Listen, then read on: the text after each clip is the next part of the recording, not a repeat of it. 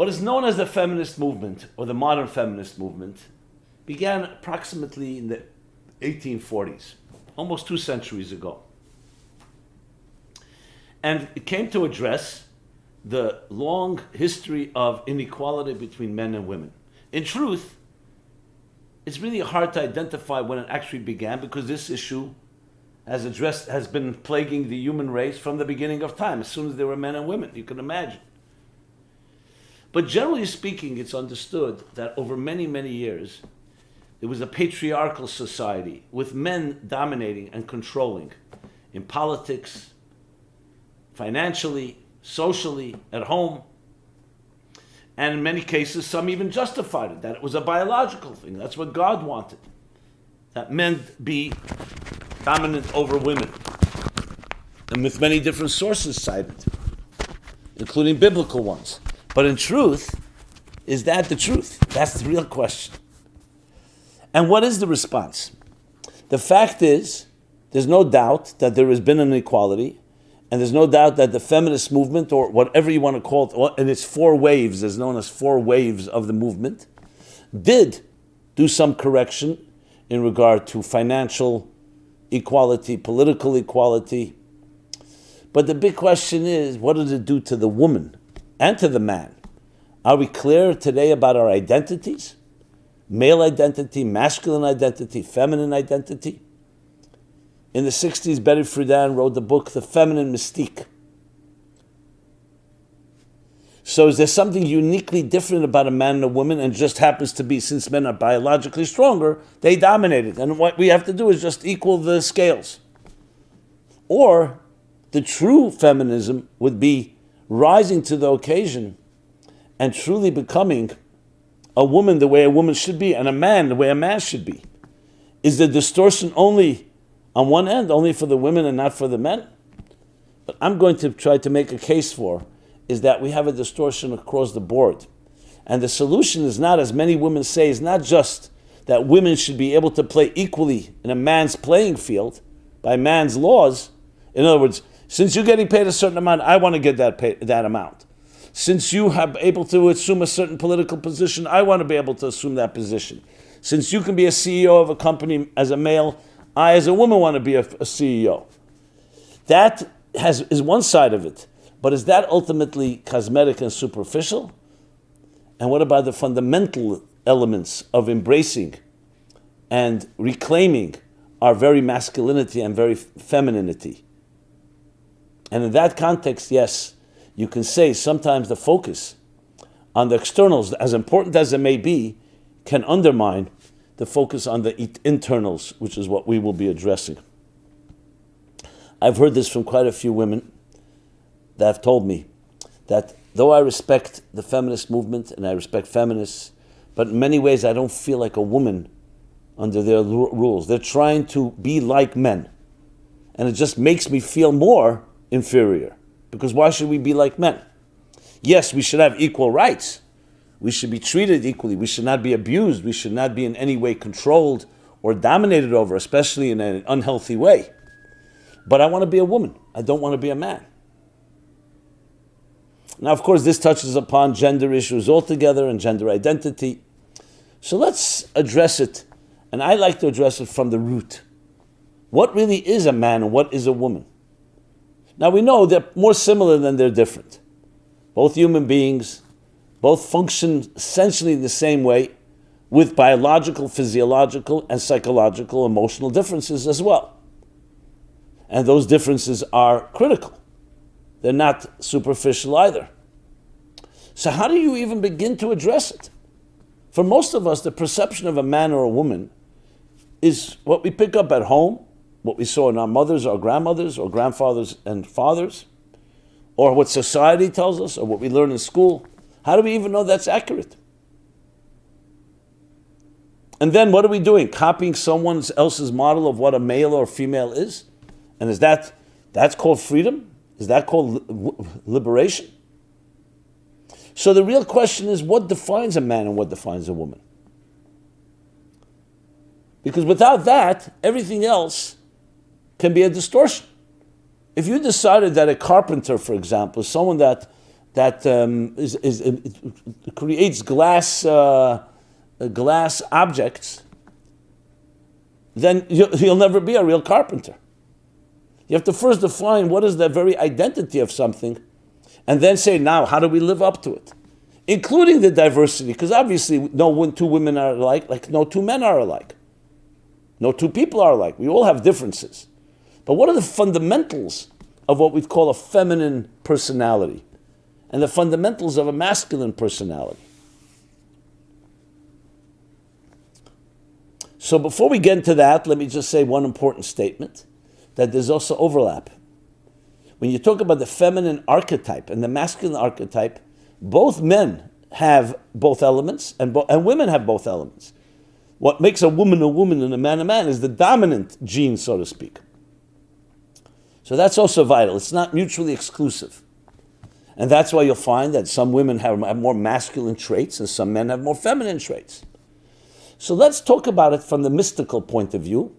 I find that to be the purest place to begin with because it's not touched by politics and by social mores or by people's opinions. It has a certain pristine element to it because it's talking about energy, feminine energy and masculine energy.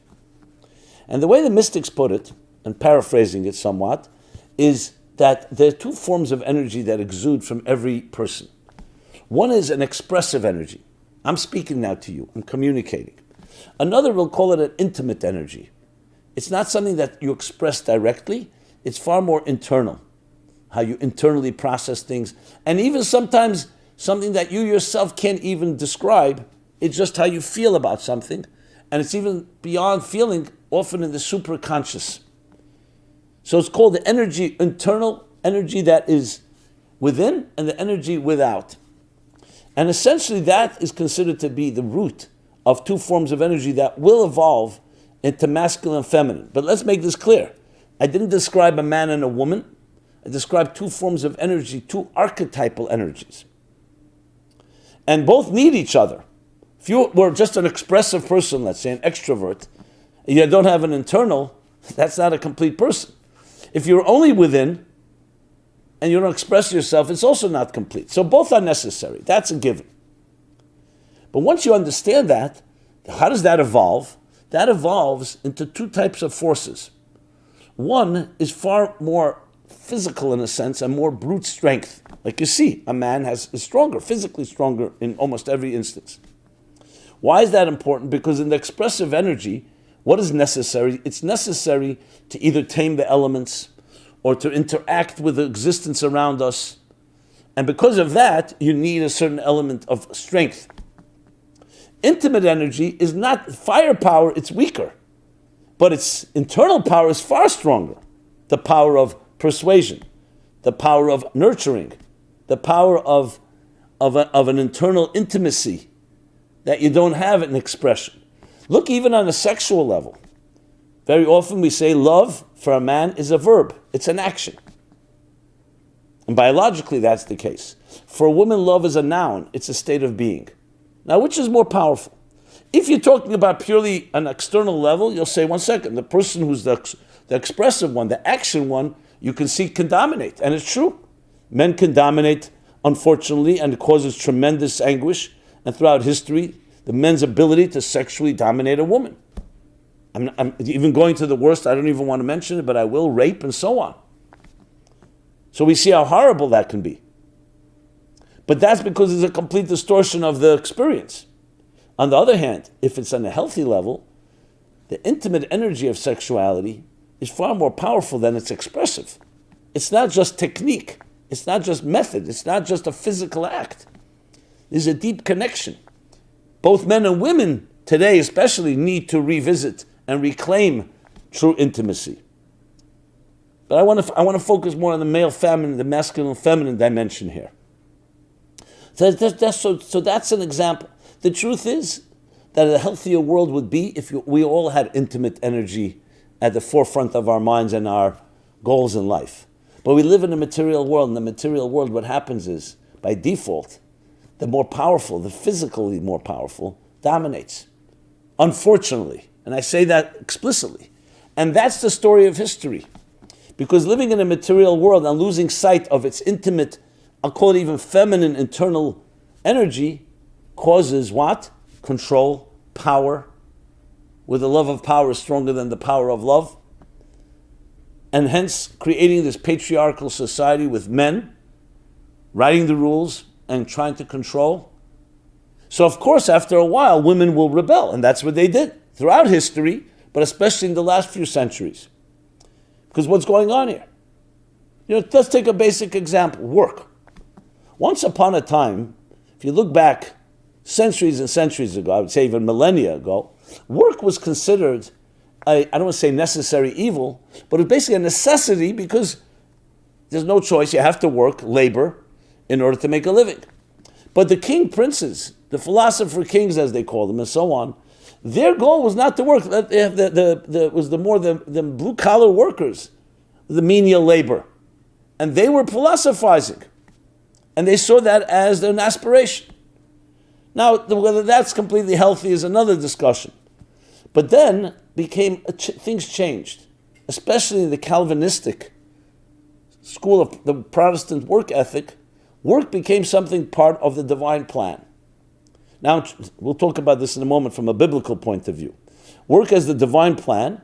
So now, work ethically, be charitable, be virtuous. The birth of capitalism, with some form of heart and soul to keep it not completely aggressive and selfish. Of course, Marx challenged that in his Marxism and socialism, but yet capitalism still dominates as being the most viable option. As Churchill said, democracy or capitalism is the worst system, but I've never found a better one yet. So work became a center of people's lives. Once upon a time, the home was the center of life, and work, a man went out, yes, he was physically stronger, so he can chop wood at a faster pace than a woman could. He can carry water, he can do other things, work in the field. Women also worked, but a man was able to produce more. So who should be the main worker? But then once work, especially after the Industrial Revolution, became more refined, and you're not just sweating in a sweatshop or in a farm, but through machines and industrialization, able to achieve things. So suddenly, work became a little more glamorous. And men, instead of just seeing it as hard work and now I'm going home, I cannot wait to come back to my wife and children, saw it as the career was born. Women, meanwhile, were left really taking care of their children because the men were always in the workplace. Again, women did work, but predominantly it was men. And women finally said, 1 second, what's going on here? Where are you? Why aren't you coming home? Isn't this the center of our lives? So, of course, the backlash was, we want to be like you. We want to be equal. Now, what is the problem with what I just said? This definitely justify they want to be equal. But how do you go to be equal instead of going out now that women also go to the workplace and losing sight of the intimate energy? It's to reintroduce the intimacy necessary in life, not just expressive. And what is the intimacy? Just to give the example of building a home. You go out, let's say you build a log cabin. Okay, today we build it out of concrete and bricks and glass and all the different elements we use to build homes. So first you need to have the actual taming of the elements or taming of the environment to create a place where you can build, instead of in the wilderness, building a stable civilization. So you have to have all those elements to be able to build a home. But those are means. That would be more masculine type of work. The feminine is, once you have a home, what does the home look like? The environment, the vibe, the love, the nurturing. That's where life is defined. Now imagine women are also going to build and the home becomes secondary. The love is secondary. Both for men and women. What you've done is you undermine the whole purpose in the first place. And that is the problem that has evolved. Instead of really going back and saying, let's reclaim the intimacy and then look at materialism as a means to the spiritual. Look at the masculine material part of life as a means toward the spiritual femininity. And again, there's overlap, so please don't look at it as men and women, more as archetypes. That would be the key, the true revolution of feminism. And that's why you can easily say the feminist movement has killed feminism, the feminine personality, the intimate personality. But I wouldn't say it's the feminist movement that killed it. It's the whole patriarchal system, and the feminist reaction are all part of the same issue. So though the reaction is coming from a good place, let us have equality instead of inequality, and control and abuse and all that comes with the patriarchal dominance, the true response would be, in addition to the equal rights or the equal voting rights or financial equality and other suffrage and other political and social elements, to really re-embrace what it means to be a woman and what it means to be a man. Because we all need intimacy. Men and women, boys and girls, are both carried 9 months in their mother's womb, where they're intimately nurtured, completely submerged in the embryonic fluids. All of us, as we're born, need that love. So it's not a masculine thing, it's not a feminine thing. And love is the intimate energy. Do men need love? Of course. And so do women. But what's happened is that, yes, we've shifted to a male approach to love, which is more action-based as opposed to a state of being-based. It's more about technique. It's more about doing something, when love is really a state of being, of just being the true self that you're supposed to be. So we're now at the verge of I would say, a true feminist revolution. The mystics tell us, and the Hasidic masters elaborate on this, that we are literally at the threshold that after years, thousands of years of male dominance, of a new feminine age. And what does that mean, a feminine age? An age where we actually appreciate the inner. And we see that happening. Even technology. I remember when I began writing Toward a Meaningful Life, the publisher told me, she said, remember that today people are comfortable with the invisible because it's everywhere. It's shaping their lives. DNA, cells, the microscopic subatomic particles. Of course, technology. Look at your mobile phone. Look at any technology driven by forces we don't see. People are becoming more comfortable with the invisible. And I thought about it. When I wrote the chapter on women and men, actually in Toward a Meaningful Life, I speak about that. The intimacy. People are far more comfortable with that which is within. But we need to speak about it. It resonates when you hear about it. But until you don't hear about it, we are still going to be shaped and programmed by the material conventions that are out there. Because that's how we're trained. Boys and girls are trained a certain way. But we remain fundamentally, we're still going to remain who we are. Even if you don't know it. Even if you have developed an identity that's different than your core essence, some place is going to give. And that's why I would argue that a lot of the dissonance and the discontent and the anxiety of our times is because we have a dissonance between who you truly are as a man and who you're acting as like a man, who you truly are as a woman and how you're acting as a woman. So what I would strongly suggest, not strongly, I think it's critical, let us reclaim what the true archetype, the feminine archetype is like, and the true masculine archetype. And you ask where to begin?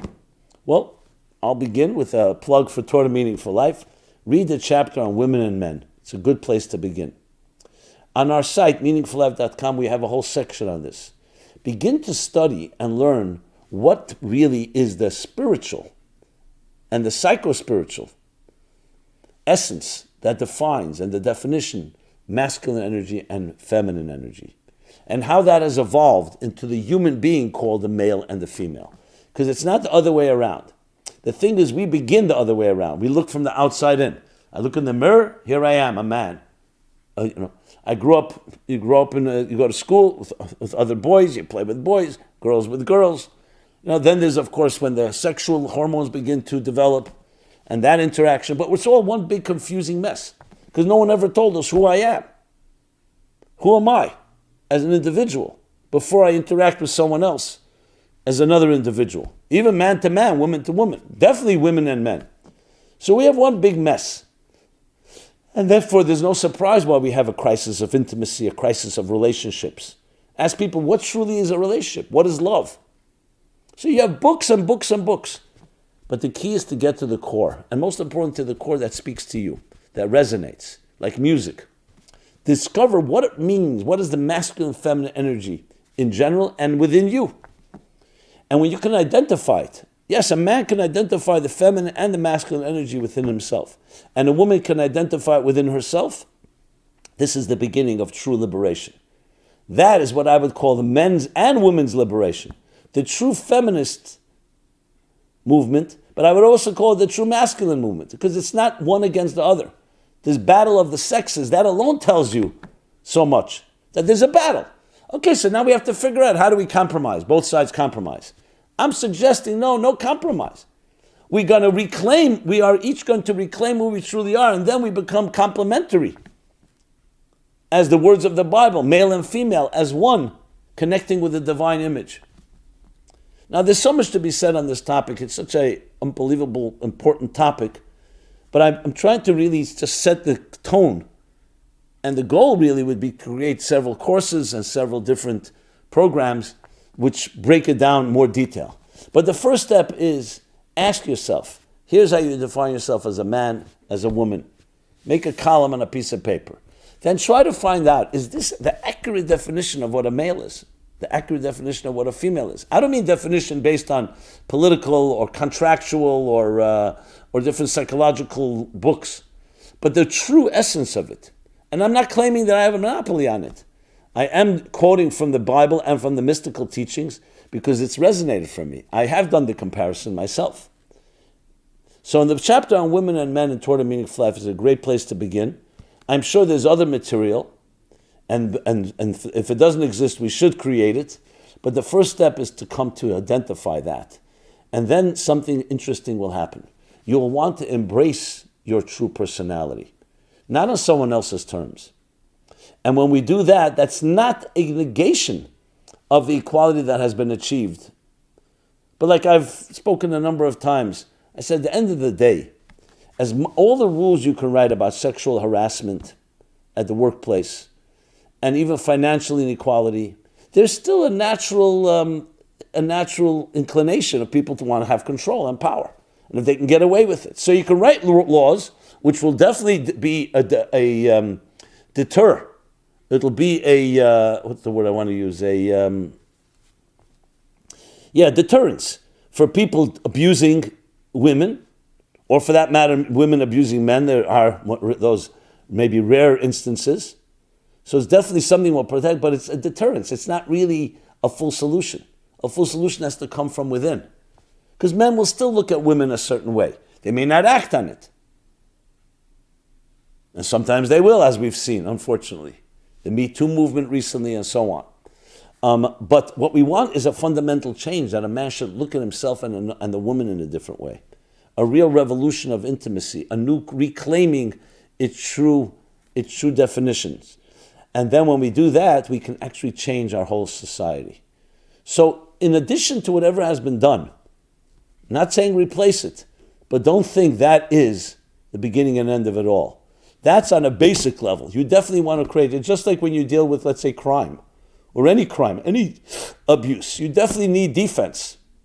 You definitely need all kinds of forms of ways of eradicating any form of abuse. But that's the defensive part, and we must put that in place. But what you want really is more of being on the offense, not just fighting the negative, but embracing the positive. So you should preempt and prevent crimes like this in the future. A re-education. So we're not just saying, okay, let's put in all the burglar alarms and all the different red flags that protect us, and red alerts, but rather also one where we learn how to embrace it in a very positive way. That is the addition that is critical in this whole revolution. And we can, no question. I've seen it in my own life. I've seen it with people who have embraced that, have developed tremendously beautiful relationships in ways that there is, yes, differences, but a harmony within the diversity between the male and the female. So I hope this, I guess it was the word, jogs and shakes something up within you to begin to think about this in a new way and pursue it further. And I would love to hear feedback and comments and thoughts. And it's a topic which I think needs to be spoken about much more extensively in many different circles. So maybe we can get the conversation going. Share it with others. Let's create a ripple effect.